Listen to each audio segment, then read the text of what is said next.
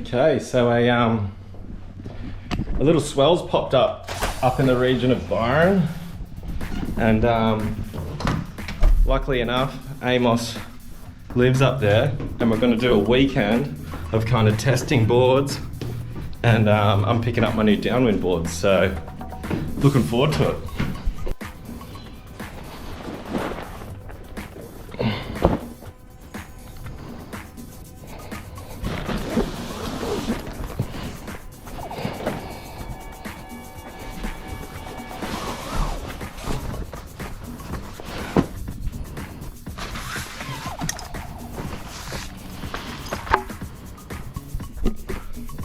So I recently just signed at the start of the year with Amos, a contract with him, which I'm super stoked about because I've been buying his boards for the last year because they're the best boards in the game.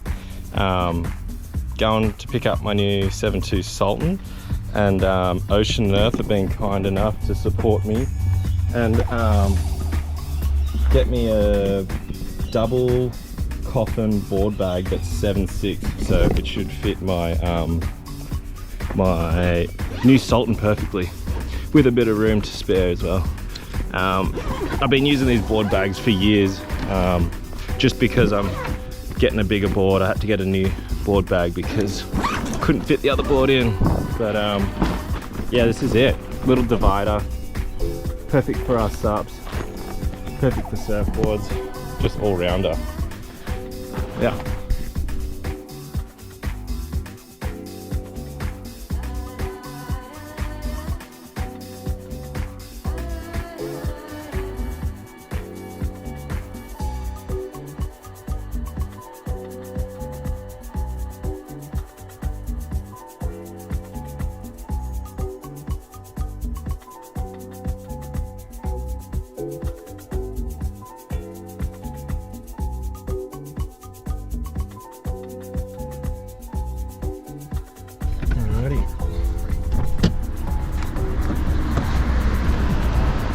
Lovely. Just one at a time, or?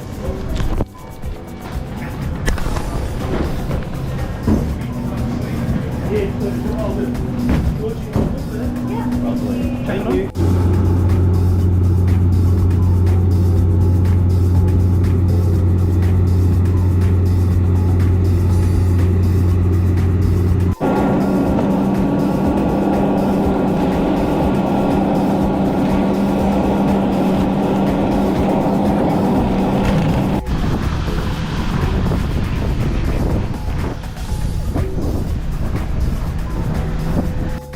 Yeah, I don't want you to feel like you bloody have to babysit me or anything.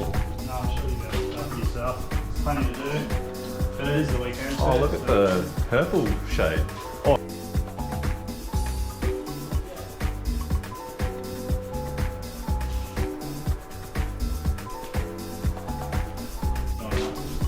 Yeah. Beautiful. And thanks for doing the yellow. So, does that become a punish because then other people want colours? Yeah. Seems to be how it goes with the residents. Yeah.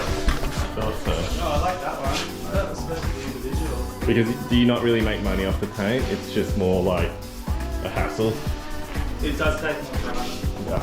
In the factory because you've got to do one at a time. Yeah. Instead of doing 5 at a time, you do 1 at a time. Yeah. It's like where you build all your boards. So the other one's just a showroom. It is basically now, yeah. Yeah. The office upstairs, we're just supposed to do touch-ups. Yeah. This is where they get built. Wow. Oh, so this is where all the photos are coming from. Yeah. Is this what it looks like before it's glass? This is the first stage. So these boards have been through the vac bag. Right. And they've had a filler coat over. Can I touch it? You can touch it, yeah. And this is like a really rough sand. So this is just to get everything back down flat. And they're ready for the finish coat, which is what everyone's seeing. Which is like the real shiny stuff. Nice. And yeah, there's a lot of work to get to that stage. Yeah. This is one of the processes, yeah. Yeah, right. So they look a bit rough and ugly.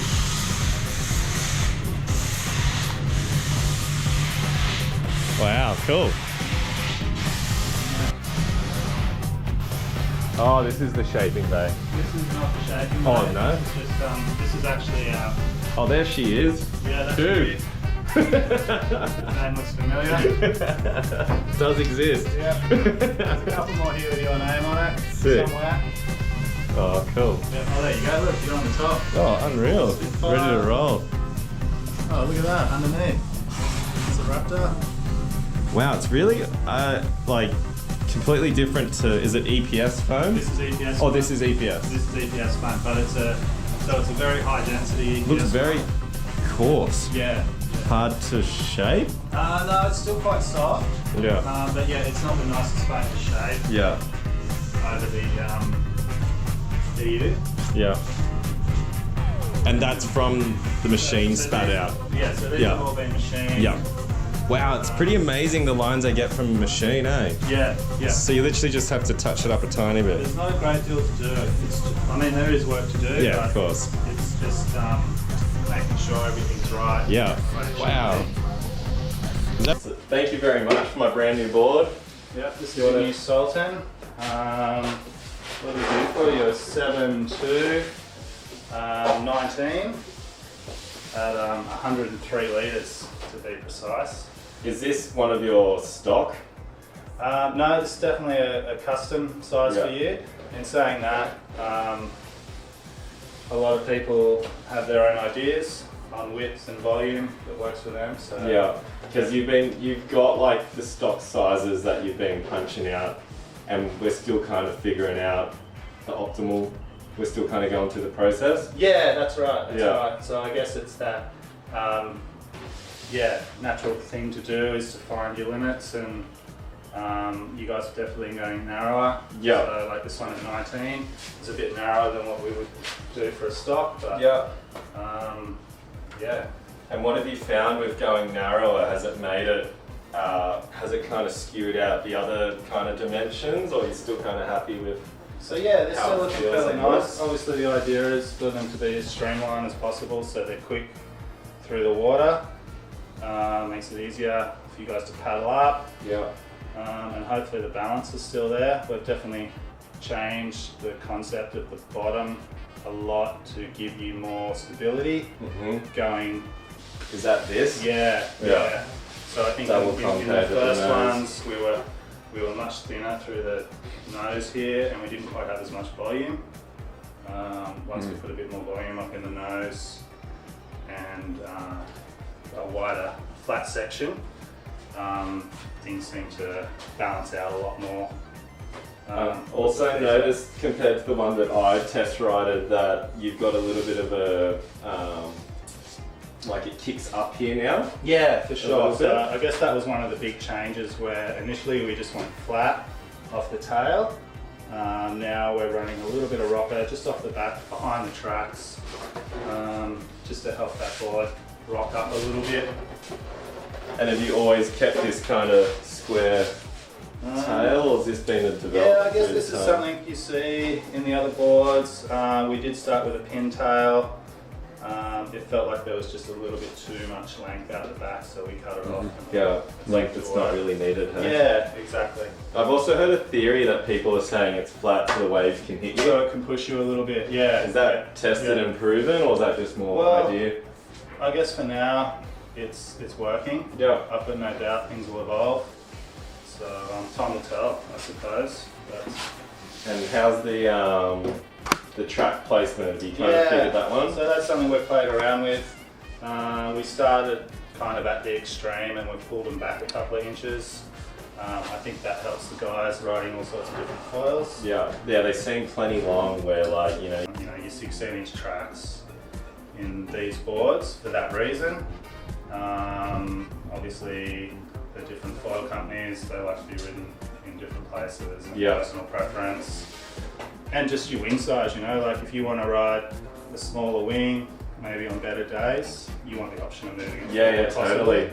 Yeah, I definitely noticed when I was testing this board that when we were doing flat water paddle ups, we were definitely pushing it back versus in the, because we're using kind of bigger wings.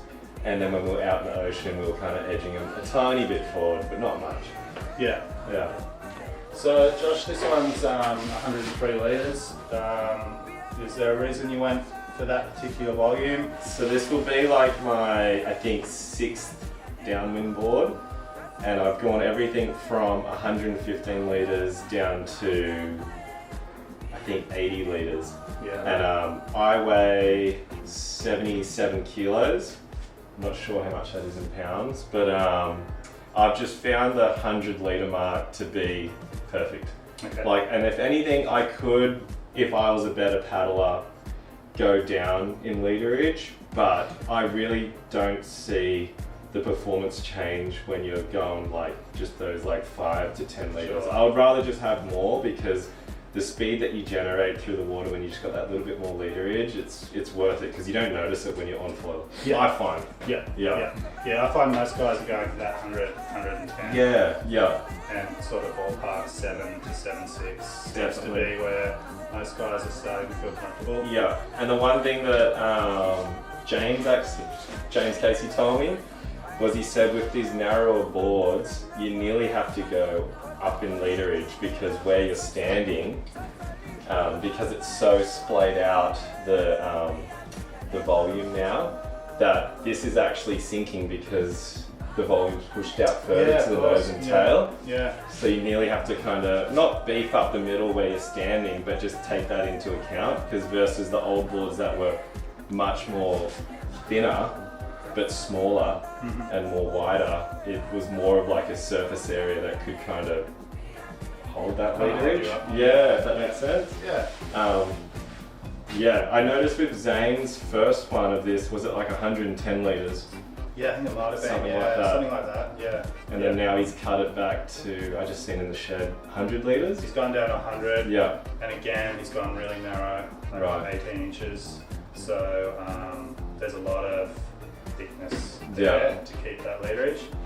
I guess we'll find out whether that's a help or a hindrance, or how it works for him compared to something slightly longer. And is there anything with the design stuff going on the deck that you've put into it? It looks pretty flat, to be honest. So yeah, the deck's pretty straightforward. There's not a lot there. Maybe the slightest scoop for your feet. Yeah, like a tiniest little concave like that. Yeah, just to sink into it a little bit. But apart from that, it's pretty straightforward. It's just a good flat. Alrighty, so I want to do the first test on it in the river, doing a flat water paddle up.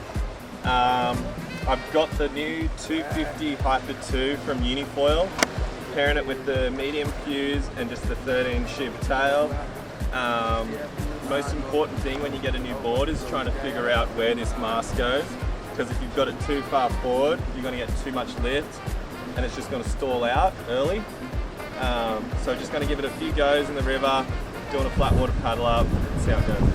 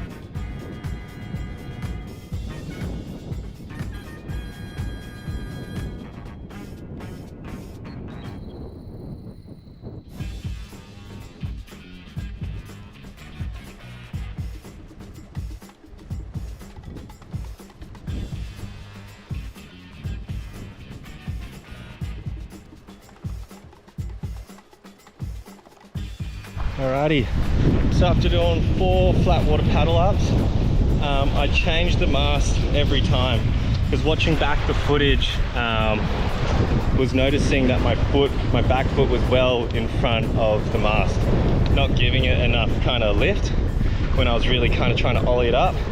So yeah, I've gone to the 9th check now, and yeah, it feels good now.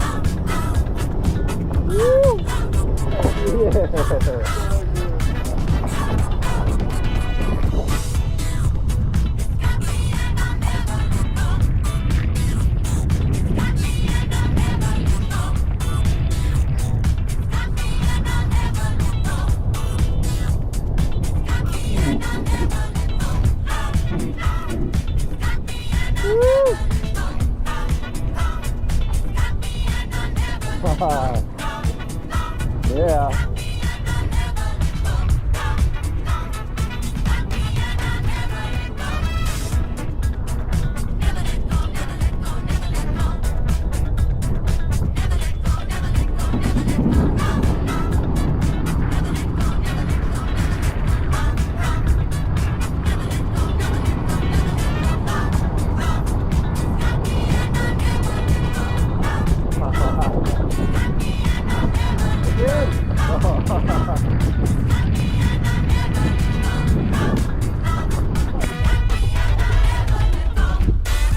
Alright, so we just finished our session.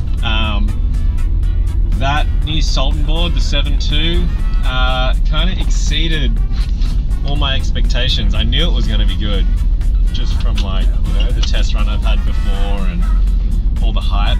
But the flat water paddle up, that was easy. When I figured out the mast position, yeah, it was literally like a piece of piss. And then we went out wide, and the conditions were actually pretty terrible for downwind. We had like pretty east wind, which blows the wind straight back onto the beach. We had a bit of like a southeast swell, so the swell's kind of going along the coastline. But yeah, as you can see in the footage, I paddle up pretty much on a swell. That's how much that's how much speed the board generates just from your first like 3 paddles. And then once you start getting a bit of a downhill on a slope, like a swell or a wind chop, if the conditions were better, it just takes off. It's fun to surf. I think I'm gonna have to get used to the limited amount of swing weight now compared to my last boards, because it's so narrow. It's definitely like a different feel. That's easily going to be dialed in, I think. But yeah, there's plenty of room to go forward, so I think if anything that's going to help out kind of maximizing top speeds, because I think on your top end now, instead of the thing breaching, you can just keep moving forward on your board to top out the top end. So I think that's a benefit. And then to finish off the session, we came into the bar and there's like a little wave in there that usually breaks, but today it wasn't breaking. And we started off like just sup paddling into it, and it was just like ridiculously easy. I couldn't believe how easy it was. Sup paddling into kind of just tiny swell lines that didn't break. And then after I seen how easy that was, I was like, let's just prone paddle this and test it out. And same thing, prone paddled into an unbreaking wave and then did like a 3-for-1. So ticks all the boxes for your wind sports and your barely breaking days. So definitely a win for the Sultan.